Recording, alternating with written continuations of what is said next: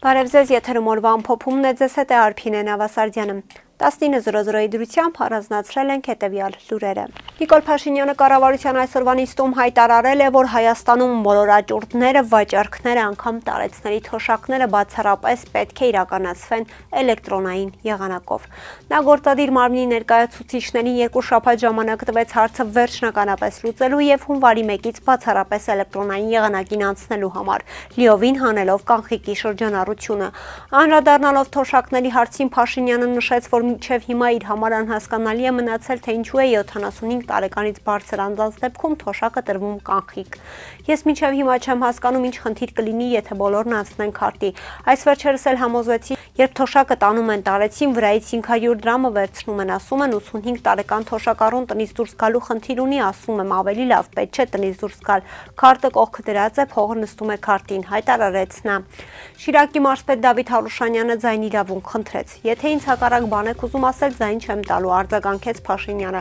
Հարուշանյանն ասաց, որ Գյումրիում կա 103 տարեկան տատիկ, որի դեպքում պիտի խնդրեն բանկերին, որ թոշակի քարտը տանեն իրենց տուն։ Ի պատասխան Փաշինյանը նշեց, որ նման դեպքերը շատ փոքր թիվ են ու բանկերը կարող են շատ արագ այդ հարցը լուծել։ Հիմա ասում եմ, հունվարի 1-ից թղթի փող չշարժվի թոշակների դեպքում։ Բոլորը առանց բացառության բոլորը ստանում են միայն էլեկտրոնային եղանակով։ Ընդգծեց նա, հիշեցնելով իր հանձնարարականի մասին։ Կառավարության նիստից հետո լրագրողների հետ զրույցում Փաշինյանը նշեց, որ կառավարությունը մտադիր է դիտարկել Հայաստանի էլեկտրական ցանցեր ընկերության ձեռքբերման կամ առնվազն պետության կողմից ձեռնարկության կառավարման հարցում որոշիչ ձայն պահպանելու հարցը։ Նրա խոսքով հետագա քայլերը կախված կլինեն հանրային ծառայությունները կարգավորող հանձնաժողովի եզրակացությունից, որը պետք է որոշի ընկերությունը կպահպանի լիցենզիան, թե կզրկվի դրանից։ Լիցենզիայից զրկվելու դեպքում կառավարությունը կգնահատի ձեռնարկության գնման հնարավորությունը հիմնվելով դրա արժեքի վերլուծության արդյունքների վրա։ Եթե դա կլինի տրամաբանական գին, ես ասել եմ, որ շատ լրջորեն կքննարկի, եթե դա շատ մեծ կլինի գինը եւ ակնհայտ կլինի, որ պետական բյուջեի միջոցներով մենք չենք կարող այդ ձեռքբերումը իրականացնել, գնանք երկրորդ սցենարով, բայց ասում եմ, դա հնարավոր կամ անհնար կդառնա, նշեց Փաշինյանը։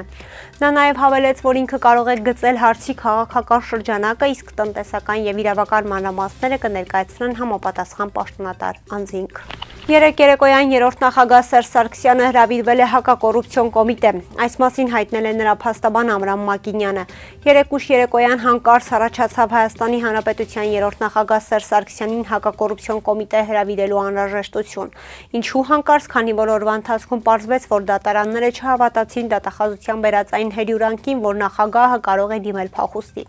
Ինչ եղավ ժամեր անց, երբ ամբողջ իրավապահ համակարգով այլևս ասելիք չես ունենում, բայց Հայաստանի Հանրապետության երրորդ նախագահի ելքը Հայաստանի Հանրապետությունից պետք է ամեն գնով սահմանափակել, օգնության բերվեցին 2019 թվականից դարակներում պահված 20-25 տարի առաջվան վերաբերող մահացած մարդկանց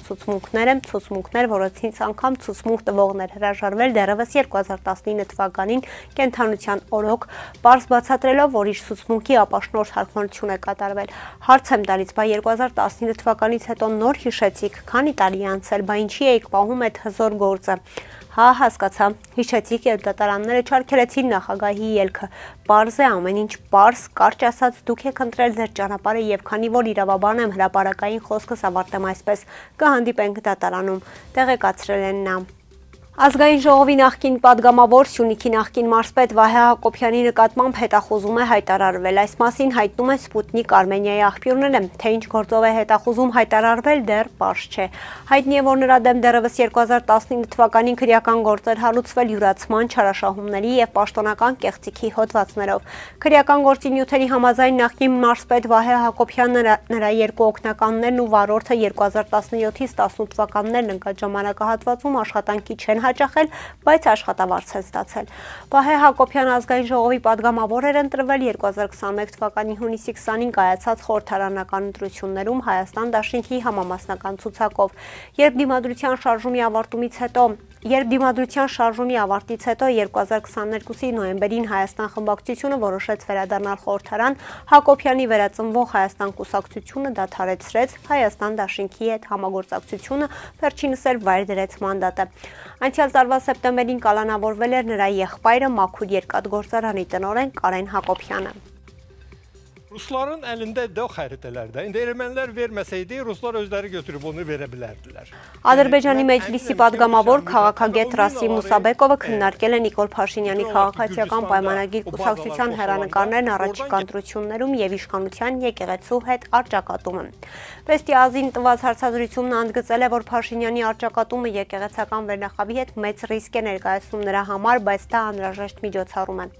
Կաթողիկոսը եւ նրա շրջապատը փաստացի գործում են որպես ռուսական գործակալներ եւ անում են ամեն ինչ Փաշինյանին եւ նրա թիմին իշխանությունից հեռացնելու համար, պնդել է Մուսաբեկովը։ Պատասխանելով 2026-ի ընտրությունների ժամանակ քաղաքացիական պայմանագիր կուսակցության հեռանկարների վերաբերյալ հարցերին, Մուսաբեկովը նշել է, որ Հայաստանում ընտրությունների արդյունքը մեծապես կախված է Ադրբեջանի հետ հարաբերություններից։ Մինչև ընտրությունները դեռ շատ ժամանակ կա, եթե տնտեսական իրավիճակը չհավատալա Ադրբեջանի հետ հարաբերություններում որևէ չառաջանա եւ խաղաղության գործընթացը շարունակվի, Փաշինյանի կուսակցությունը խորհրդարանում համեմատական մեծամասնություն կստանա։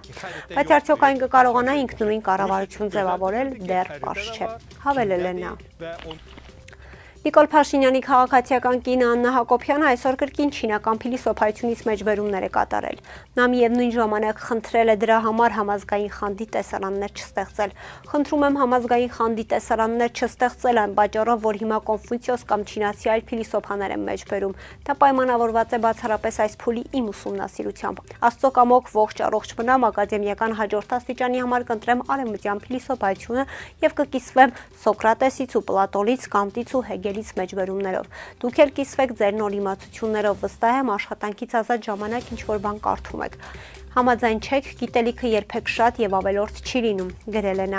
Փաշինյանի քաղաքացիական կինը հիշեցրել է նաեւ, որ կրթվելը նորաձև է շարժումը սկսել է հենց մեր մեծերին մեջբերելով հանուն նրանց падգամի կյանքի կոչման, նրանց նվիրական երազանքների կատարման եւ նրանց հիշատակի հավերժացման։ Այսօր նոյեմբերի 6-ին խոշոր ավտովթար է տեղի ունեցել Երևանում ժամը 01:00-ի սահմաններում Արարատի մարզի բնակիչ 26-ամյա Նարեկ Զնիրվարած Chevrolet Մակրիշի ավտոմեքենայով Գայի պողոտայից դեպի Խուդիակով փողոց տանող ճանապարհահատվածում դեռևս անհայտ հանգամանքներում դուրս է եկել երթևեկելի գոտուց բախվել պաշտպանիչ բետոնե արգելապատնեշին։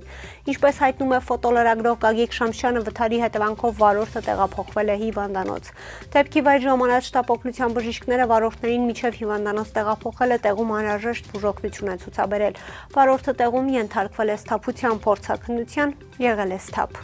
Կհանդիպենք վաղը, առողջ եղեք։